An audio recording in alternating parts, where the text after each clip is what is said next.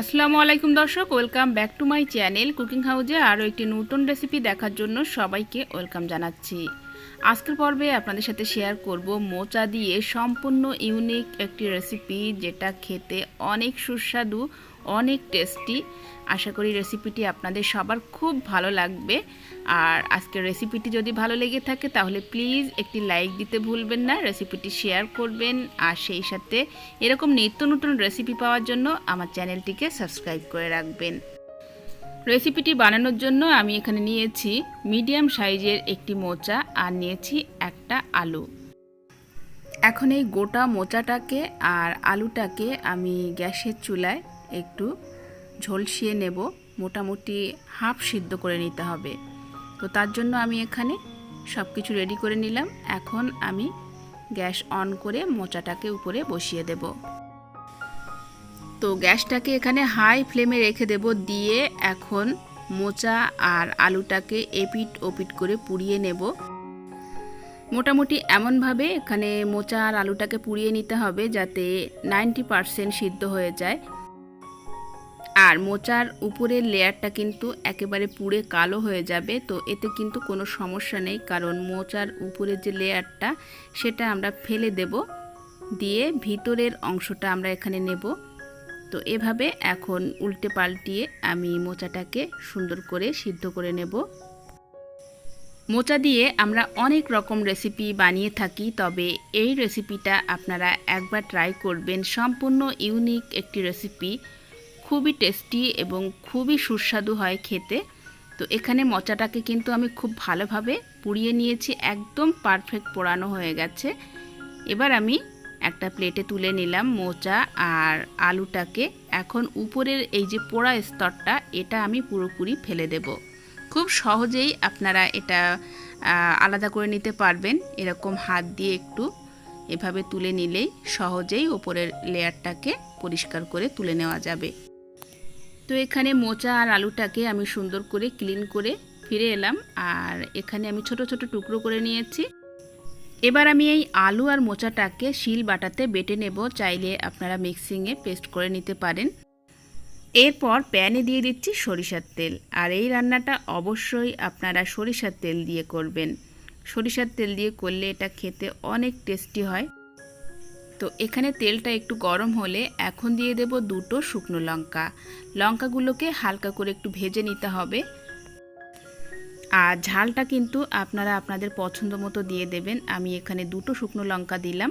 তো লঙ্কা দুটো ভাজা হয়ে গেছে, এখন দিয়ে দিলাম কয়েকটা রসুনের কোয়া। এবার লঙ্কা আর রসুনের কোয়া একসাথে আবারও ভালোভাবে ভেজে নেব। এরপর দিয়ে দিচ্ছি পেঁয়াজ কুচি, একটা ছোট সাইজের পেঁয়াজ কুচিয়ে দিয়েছি, দিয়ে এখন সবগুলোকে ভালো করে ভেজে নেব। এরপর দিয়ে দিচ্ছি সামান্য একটু হলুদের গুঁড়ো আর স্বাদ মতো লবণ, দিয়ে একটু ভালো করে নাড়াচাড়া করে নিয়ে এখন দিয়ে দেব ছোট ছোট চিংড়ি মাছ। আমি এখানে প্রায় হাফ কাপ পরিমাণ ছোট চিংড়ি মাছ নিয়েছি। আপনারা যে কোনো সাইজের চিংড়ি মাছ এখানে নিয়ে নিতে পারেন। নিয়ে এখন ভালো করে চিংড়ি মাছটাকে এই সাথে ভেজে নিতে হবে। আর এখানে চিংড়ি মাছটা কিন্তু অপশনাল, আপনারা চাইলে স্কিপ করতে পারেন। এখানে শুধুমাত্র রসুন, পেঁয়াজ আর শুকনো লঙ্কা দিয়েই আপনারা মোচাটাকে শিল বাটাতে বেটে নিতে পারেন। তো এখানে চিংড়ি মাছটা ভালোভাবে ভাজা হয়ে গেছে। এখন এই ভাজা চিংড়ি মাছটাকেও আমি এই মোচার ভিতরে দিয়ে দেব, দিয়ে এখন এই মোচা, আলু আর চিংড়ি মাছটাকে আমি শিল বাটাতে বেটে নেব।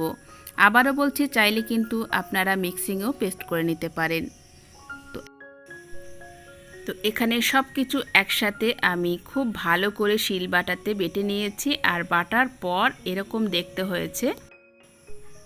এবার এই মোচার ভর্তাটাকে আরও একটু সুস্বাদু করার জন্য আমি একটু ফোড়ন দেব। তার জন্য আমি এখানে সরিষার তেল দিয়েছি, কয়েকটা রসুনের কোয়া দিয়ে দিলাম, দিয়ে দিচ্ছি পেঁয়াজ কুচি। এখন এই রসুন আর পেঁয়াজটাকে ব্রাউন কালার করে ভেজে নেব।